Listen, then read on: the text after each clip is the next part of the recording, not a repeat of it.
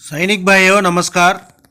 जो हमारा हक हम ले सकता है, कोई ऑफिसर का जरूरत नहीं है। अपना गुलाम क्या नहीं बोल रहे हैं, बनना। एक बार सुन लेना। हम इस देश का अंग है, हमको गुलाम लेने की जरूरत नहीं है। हमारा हक हम खुद ही सरकार से मांगेंगे। हम सरकार से मांगेंगे, सरकार के पास नहीं है, हमसे चर्चा कर रहा है, हम बाईबंदी करने के लिए तैयार हो जाएंगे। हमें वो बाईबंदी करने के लिए या सरकार करने के लिए हमें ठेकेदार नहीं चाहिए। इस ठेकेदार को निकाल दो। ठेकेदार से जो चंगुल से बाहर निकलकर आप लोग अपना हक मांगने के लिए तैयार हो जाओ। अपना हक अगर मांगना है खुद ही मांगना पड़ेगा। कोई अफसरों को इसी के बीच में ठेकेदार बना के मत भेजो। वो हमारा ठेकेदार है, हम जो सिक्योरिटी गार्ड का ड्यूटी कर रहा है उसी के लिए ठेकेदार है। हमारा पे पेंशन हमारा फायदा के ऊपर, हमारा वेलफेयर के ऊपर वो हमारा ठेकेदार बनने की जरूरत नहीं है। ठेकेदार हमेशा फायदा नहीं दिलाएंगे। आपको अच्छी तरह पता है, अगर आप ठेका में अगर आपने सिक्योरिटी गार्ड का ड्यूटी कर रहा है, अगर आपका तनख्वाह 20,000 रुपए है, उसमें से 10,000 रुपए वो खाएंगे। 8 घंटे का ड्यूटी है तो आपसे 12 घंटा ड्यूटी कराएंगे। ये रेल रोको आंदोलन था, जो हम लोग फौज में नौकरी की है ना, तो फौज में हमको हमेशा डराते थे। हमारा अफसर, हमारा सीनियर जो लीडर में जो काम कर रहा है, जैसे सीनियर जैसे हो, सूबेदार मेजर हो, इनको बताएंगे जो इनको ऐसे खींच के रखो, ऐसे खींच, तो हम तक वो मैसेज पहुंचेंगे तो और बड़ा मतलब खींचतानी हो जाता है। उसी जैसा हमारा 90% अपना पूर्व सैनिक जितना भी है, 90% ऑल इंडिया में वो देशीय संगठन में रहता है। देशीय संगठन मतलब अफसरों का संगठन में रहता है। तो अफसरों का संगठन ने इतना कोशिश किया है। रेल रोको आंदोलन 45 दिन पहले हमने ऐलान किया, 45 दिन पहले। उसका बाद हम लोगों ने रेल रोको का 1 हफ्ता पहले हम लोगों ने इसका रेकी करके न्यूडेली रेलवे स्टेशन भी तैयार करके दिखा दिया। उसके बाद रेल रोको का 4 दिन पहले केरल से टीम निकल के आ गया। ये सब इन्होंने देखते रहा और इन्होंने इतना सख्ती से पुलिस को एक्शन में लगा दी। 45 दिन से हम लोग इंतजार कर रहा था इन्होंने हमें बातचीत में बुलाएंगे, लेकिन इन्होंने हमको बातचीत में नहीं बुलाया। इन्होंने इतना ऐसे बना दिया, इन्होंने चावनी बना कर रख दी। उसके बाद रेल रोको आंदोलन में रेलवे का 28 करोड़ रुपए का नुकसान हो गया, काफी गाड़ियां प्रभावित हो गया और केंद्र सरकार को बहुत बड़ा एक मैसेज मिला।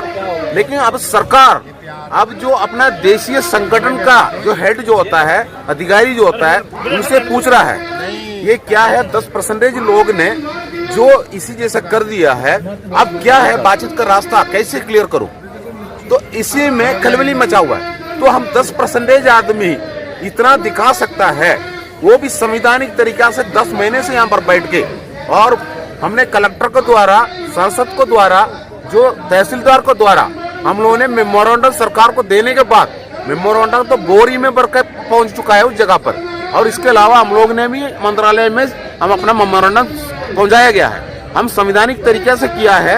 अब इतना करने के बावजूद भी, इतना परिश्रम लेने के बावजूद भी हमें यहाँ से खींच के बाहर करने का कोशिश भी कई बार हुआ।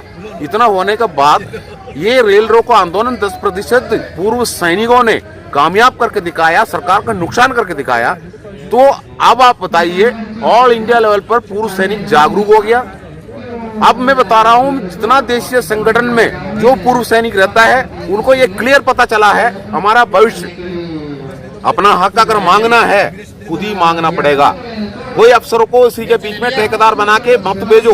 वो हमारा ठेकेदार है, हम जो सिक्योरिटी गार्ड का ड्यूटी कर रहा है उसी के लिए ठेकेदार है। हमारा पे पेंशन हमारा फायदा के ऊपर, हमारा वेलफेयर के ऊपर वो हमारा ठेकेदार बनने की जरूरत नहीं है। ठेकेदार हमेशा फायदा नहीं दिलाएंगे।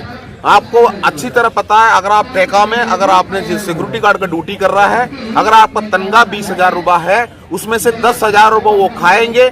8 घंटे का ड्यूटी है तो आपसे 12 घंटा ड्यूटी कराएंगे। ज्यादा मुंह खोल दिया तो नौकरी से निकाल देंगे, डिसिप्लिन एक्शन करेंगे, तो आपको फाइनेंशियली नुकसान हो जाएंगे। आपने बैंक से लोन भी लिया होगा, बच्चे को जो पालना है, आप गुलाम बन के ही रहना है। लेकिन मैं कह रहा हूँ गुलाम नहीं बनना।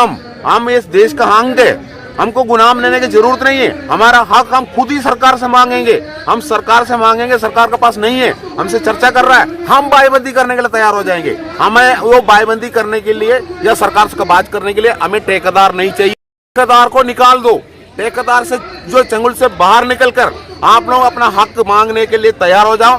फेडरेशन ऑफ वेटरन एसोसिएशन जो हम लोग ने बनाया है, और उसी में जो अविश्वास प्रस्ताव पारित करके अर्जुन सिंह राठौर को हम लोगों ने बाहर का रास्ता दिखाया है।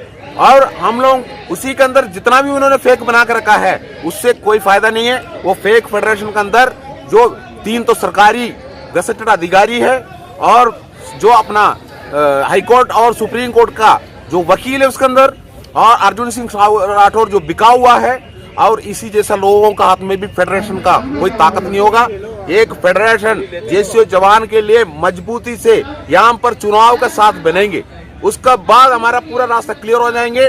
भविष्य में हमको किसी का सामने कटोरा लेके खड़ा होने की जरूरत नहीं है। हम भी सिक्योरिटी गार्ड्स हमारा भाई लोग है जो प्राइवेट में आकर रिटायर्ड होने के बाद उन लोग ड्यूटी करता है तो उधर आकर 8 घंटे का ही ड्यूटी रहता है, लेकिन जो ऑफिसर है 12 घंटे बोलकर 12 घंटे ड्यूटी कराता है। जवानों को बहुत तंग भी कर देता है, सैलरी भी बहुत कम देता है।